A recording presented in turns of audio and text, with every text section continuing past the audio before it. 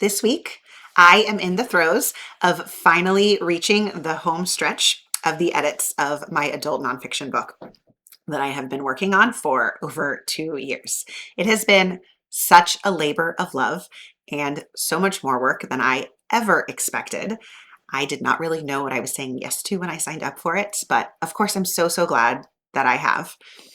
But as I have gone through the process with Pauline Books and Media, who is my publisher, we have gone through a series of edits. So getting a book traditionally published, the first step is for a nonfiction book, you don't write the whole thing, you put together a proposal. And then you write some sample chapters and you submit it. And then based on that, they either say yes or no, or ask for a little bit more. And so in my case, they asked for a couple revisions and a couple extra chapters, which I submitted. And then they were pleased with it and gave me a book contract and then asked me to finish the book. So I finished the book and got it turned in, and it took me a lot of time. I did a lot of rewriting and editing, and um, I really believed that I had written a rock solid book. Whew. Anyway, it has been such a learning experience and such a beautifully humbling experience because my book has been through so many rounds of revisions and so much additional work. So I started with what is called an acquisitions editor, and she went through the whole book and looked at it as a whole. Was there a clear um, like movement for the reader? Like were they taken from one place to another? Do all of the chapters, align with what that movement and what the messaging of the book is? So she had me like combine a couple chapters, throw out one or two completely, write a few from scratch. So like real big picture stuff. So that I kind of had like a solid foundation of a book. And then I got passed on to my developmental editor, and she has been phenomenal to work with. But it has been grueling because she goes through the book with me. So we go chapter by chapter, paragraph by paragraph, sentence by sentence, word by word. Does what is on the page align with the mission of the book and what the book is promising? Is it the exact right words? Is it saying exactly what we need it to say? Will it be hopefully received by the reader the way that we intend it to be received by the reader? And so my developmental editor, she has this explanation for the whole process. And she says that editing a book is like the process of moving and getting settled in a new house. So the big acquisitions editing, when we're talking about moving around chapters and the real big picture stuff, she's like, that's akin to physically moving the things to the new house and then getting the furniture in the right places. So we've got we're there, we've got the house by the end of the acquisitions edit, and the big stuff is in place. So we know where the dressers are going, we know where the couches are, like all of that is set. But there's still so much that goes into settling into a new home. So she said that when I've started with her, it's really about her first round of edits with her was about getting the boxes in the right room. And then maybe we're starting to open a couple of the boxes and start putting things in. And we've been going back and forth a couple times. And we are finally on to the final round, which she calls the interior decorating. So now all the furniture is in place, the boxes are unpacked, the clothes are in the drawer, and now we are just doing the final touches. And so that for me is things like looking at the chapter titles and then the prayers that I have at the end of each of the chapters, and kind of like just the little icing on top, the last minute final details to make sure that everything is exactly how we want it to be.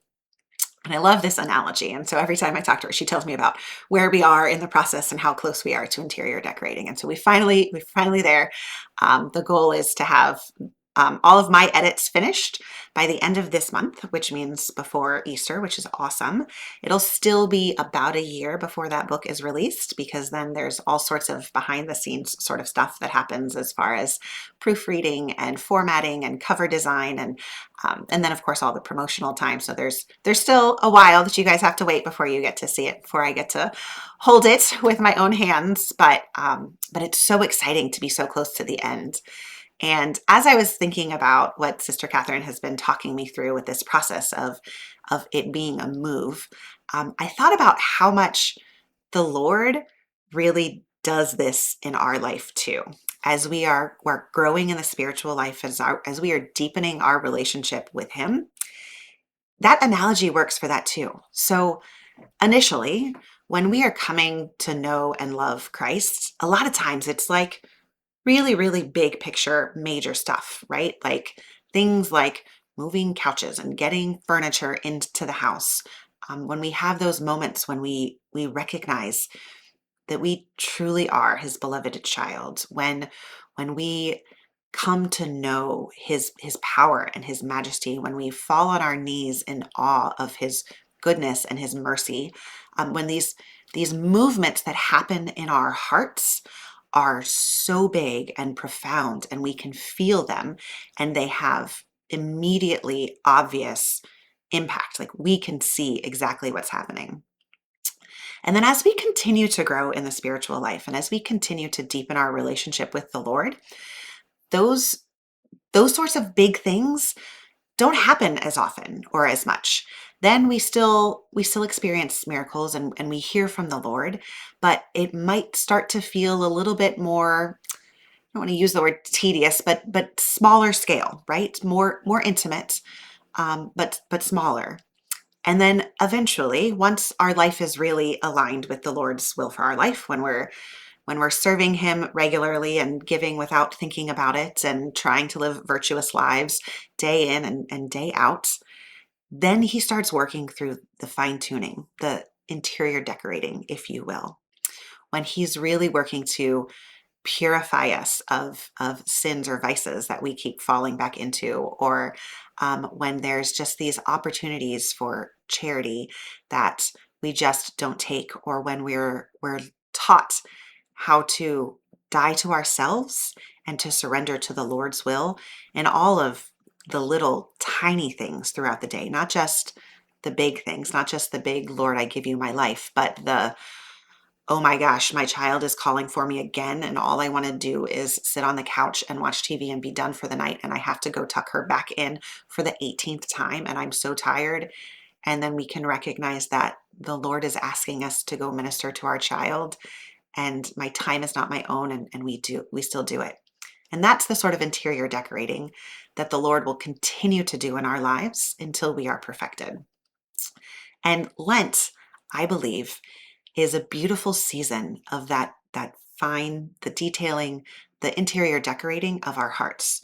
When we are invited to, through prayer, fasting, and almsgiving, to really start to allow the Lord to convert our hearts to be more in line with his in all of the little things.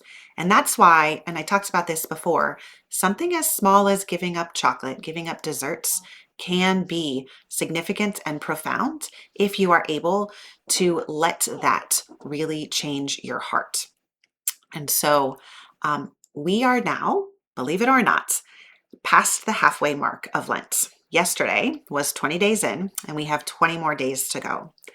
And so I invite you this week to really spend some time with the Lord, spend some time in silence, and discover, have you been using this Lent as a time where the Lord can work on interior decorating you?